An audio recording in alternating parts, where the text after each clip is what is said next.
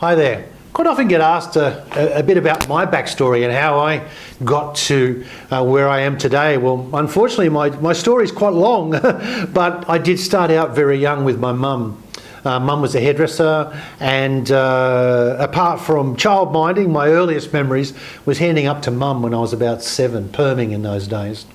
However, I also would have to give my salon life in those days a lot of credit for where I now sit, and more importantly, some of the career success I had through my working life.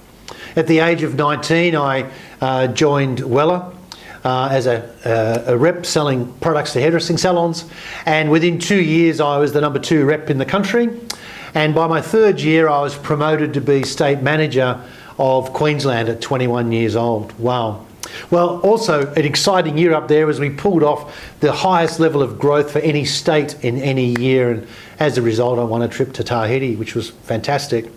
And then after that I was promoted back to Sydney at 22 years old to be the state manager of the largest state. Wow.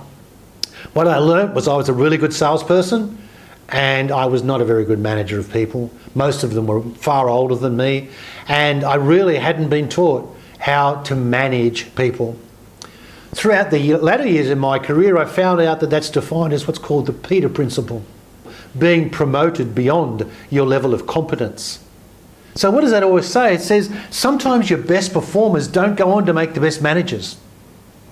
Sometimes they're just really good at what they do. Anyway, short story about some of my history. I hope it puts things into context for you. The one thing that propelled my career so quickly and so swiftly in those early days was that I spent a lot of time teaching my clients how to introduce the products to clients. That's right, the words to use, the ways to do it, and how to close the sale, we used to call it in those days. That was the thread of success, and that is the thread today of my business life. I look forward to sharing more with you as we go forward. Bye for now.